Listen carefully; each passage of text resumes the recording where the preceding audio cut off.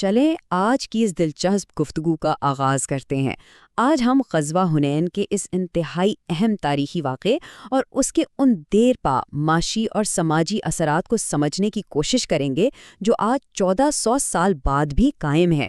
یہ محض کوئی عام جنگ نہیں تھی، بلکہ ایک ایسا زبردست بحران تھا جسے کمال دانش مندی سے سنبھالا گیا اور ایک ایسا فیصلہ کیا گیا جس کی گونج آج تک سنائی دیتی ہے۔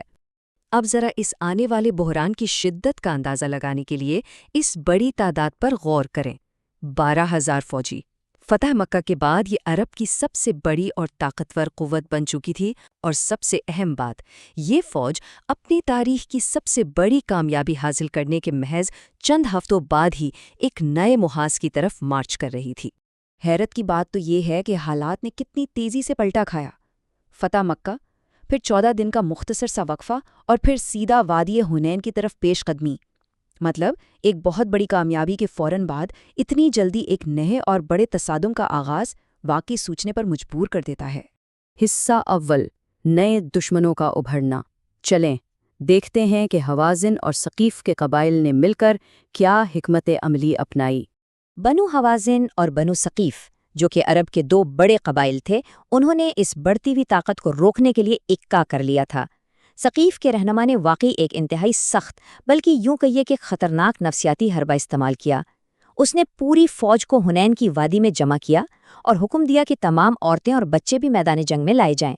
مقصد بالکل صاف تھا کہ جب فوجیوں کے اپنے خاندان ہی ان کے سامنے خطرے میں ہوں گے تو پسپائی کا یا پیچھے ہٹنے کا تو سوال ہی پیدا نہیں ہوتا۔ ہر شخص کو آخری سانس تک لڑنا ہی تھا۔ اب یہاں ایک اور بہت دلچسپ پہلو سامنے آتا ہے، اور وہ ہے اس عظیم فوج کے اندر موجود ایک واضح اور خطرناک اندرونی تقسیم۔ ایک طرف تو وہ تجربہ کار صحابہ تھے جو بدر اور احد کی کٹھن آزمائشوں سے گزر چکے تھے، جن کا ایمان مضبوط تھا، لیکن دوسری طرف وہ نئے مسلمان تھے جو بس حال ہی میں شامل ہوئے تھے۔ یہ نئے لوگ کچھ زیادہ ہی پراعتماد تھے، بلکہ حد سے زیادہ۔ انہیں لگ رہا تھا کہ 12,000 کی یہ بہت بڑی تعداد ہی جیت کی ضمانت ہے۔ ماضی کے تاریخی حقائق سے ناواقفیت کی وجہ سے وہ صرف اپنی گنتی پر بھروسہ کر بیٹھے تھے۔ حصہ دوم، وادی حنین میں گھات لگا کر حملہ۔ دیکھتے ہیں کہ کیسے فجر سے قبل حالات اچانک بدل گئے۔ وہ جو ایک حد سے زیادہ اعتماد تھا نا، وہ اس وقت بالکل چکناچور ہو گیا جب یہ لشکر فجر سے کچھ دیر پہلے حنین کی اس تاریک وادی میں داخل ہوا۔ مکہ اور طائف کے درمیان یہ وادی ایک انتہائی خطرناک جگہ ثابت ہوئی۔ جیسے ہی فوج نے وادی میں قدم رکھا، ارد گرد کے پہاڑوں سے جان لیوا درستگی کے ساتھ اچانک تیروں اور پتھروں کی بارش شروع ہو گئی۔ اس بالکل نشانے پر لگنے والے حملے نے بے پناہ جانی نقصان کیا اور ایک ایسی خوفناک بھگدڑ مچی کہ تقریباً پوری کی پوری 12,000 کی فوج بدحواسی میں مکہ کی طرف پیچھے ہٹنے لگی۔ تو اس سب میں سب سے اہم ترین نقطہ ثابت قدمی کا یہ بے مثال لمحہ ہے۔ اس انتہائی نازک اور افراتفری کے وقت میں بھی پیغمبر محمد صلی اللہ علیہ وآلہ وسلم نے پیچھے ہٹنے سے بالکل انکار کر دیا۔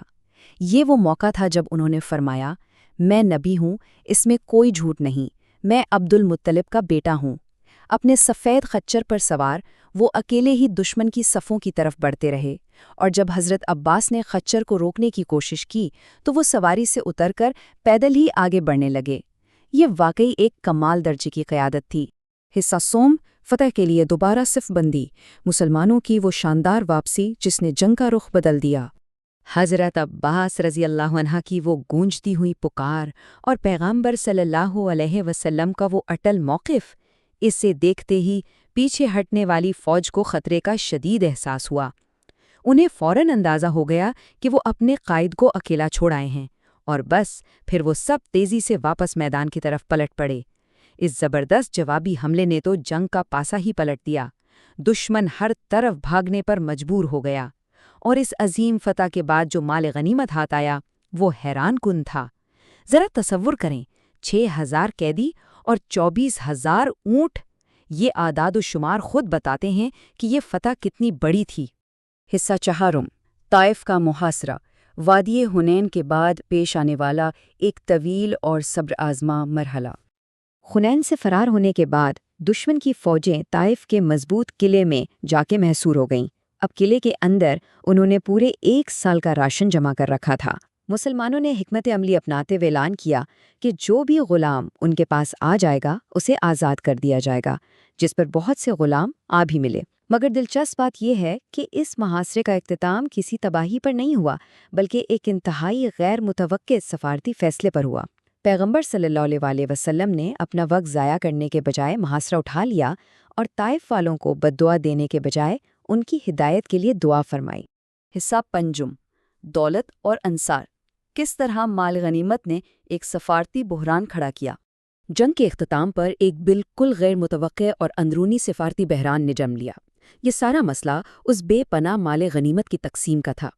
ہوا کچھ یوں کہ دولت کا ایک بہت بڑا حصہ مکہ کے ان لوگوں میں تقسیم کیا گیا جو محض چند دن پہلے تک جانی دشمن تھے اور ابھی حال ہی میں مسلمان ہوئے تھے۔ حیرانی کی بات دیکھیں، ابو سفیان جو کچھ عرصہ قبل تک سخت ترین مخالفین میں سے تھے، انہیں 100 اونٹ دیے گئے اور ان کے بیٹوں یزید اور معاویہ کو بھی 100 اونٹ ملے۔ اس تقسیم نے مدینہ کے ان جانثار ساتھیوں یعنی انصار کے دلوں میں ایک گہری تشویش پیدا کر دی۔ ہماری تلواروں سے ابھی تک مکہ والوں کا خون ٹپک رہا ہے اور یہاں ساری دولت انہیں دی جا رہی ہے۔ یہ جملہ، یہ الفاظ انصار کے اس حقیقی اور گہرے دکھ کی بالکل درست عکاسی کرتے ہیں۔ ان کا ماننا تھا کہ ان کی اتنی بڑی قربانیوں کو نظر انداز کر کے محض سیاسی مصلحت کے تحت مکہ کے 9 مسلموں کو یہ ساری دولت دی جا رہی ہے۔ یقیناً یہ ایک انتہائی نازک لمحہ تھا، جہاں ایک طرف سالوں کی قربانیاں تھیں اور دوسری طرف وقتی دولت۔ لیکن اس بحران کو جس گہرے اور جذباتی انداز میں حل کیا گیا وہ کمال ہے۔ پیغمبر صلی اللہ علیہ وسلم نے تمام انصار کو بلایا اور انہیں ان کا وہ ساتھ یاد دلایا جو انہوں نے مشکل ترین وقت میں دیا تھا، اور پھر انہوں نے یہ تاریخی الفاظ کہے، کیا یہ بہتر نہیں ہے کہ وہ دنیا کی دولت لے جائیں اور تم اللہ کے رسول کو اپنے ساتھ واپس لے جاؤ؟ ان الفاظ نے انصار کی سوچ کو وقتی مال و اسباب سے ہٹا کر ایک ایسی عظیم الشان میراث کی طرف موڑ دیا جسے سن کر وہ خوشی سے رو پڑے۔ حصہ ششم، امن کی میراث، وہ فیصلہ جس نے مدینہ کو ہمیشہ کے لیے مرکز بنا دیا۔ اب اس تقابلی جائزے کو دیکھیں، یہ بہترین انداز میں ایک واضح تاریخی فرق کو ظاہر کرتا ہے۔ ایک طرف مکہ کے 9 مسلم تھے جنہوں نے عارضی دنیاوی دولت اور اونٹوں کے ریوڑ حاصل کیے، لیکن وہ دولت وقت کے ساتھ ختم ہو گئی، اور دوسری طرف مدینہ کے انصار تھے جنہیں کوئی مادی مال تو نہیں ملا، لیکن انہوں نے ایک طویل مدتی میراث اور پیغمبر صلی اللہ علیہ وسلم کی مستقل موجودگی کو محفوظ کر لیا۔ اس ایک سفارتی فیصلے نے مدینہ کو ہمیشہ کے لیے ایک مستقل زیارت گاہ اور دارالحکومت بنا دیا۔ چونکہ پیغمبر صلی اللہ علیہ وسلم واپس مدینہ تشریف لے گئے تھے، اسی وجہ سے اس شہر نے پچھلے 1400 سال سے مسلسل معاشی استحکام دیکھا ہے، اور آج کی بات کریں تو دنیا بھر سے آنے والے لاکھوں زائرین کی بدولت مدینہ کی معیشت آج بھی اربوں ڈالر پیدا کر رہی ہے۔ مطلب وہ ایک فیصلہ آج بھی اس شہر کی خوشحالی کا سب سے بڑا ذریعہ بنا ہوا ہے۔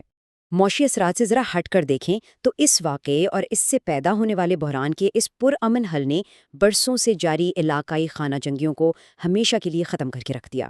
غزوہ حنین اس دور کی آخری اندرونی عرب جنگ ثابت ہوئی، جس کے بعد پورے عرب میں امن کا ایک ایسا مضبوط خاکہ قائم ہوا جو آنے والی 50 نسلوں تک کامیابی سے برقرار رہا۔ واقعی یہ ایک بہت بڑا کارنامہ تھا۔ تو آخر میں اس غور طلب سوال پر آج کے اس گفتگو کو سمیٹتے ہیں۔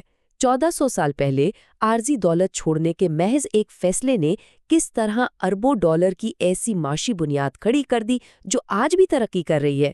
یہ سوچنا کتنا حیران کن ہے نا کہ ماضی کے وہ قدیم سفارتی فیصلے جہاں میراث کو مال و اسباب پر ترجیح دی گئی، وہ آج بھی جدید عالمی معاشیتوں کو شکل دے رہے ہیں۔ یہ اس بات کی واضح یاد دہانی ہے کہ طویل المدتی ویژن ہمیشہ عارضی فائدے سے بہتر ہوتا ہے۔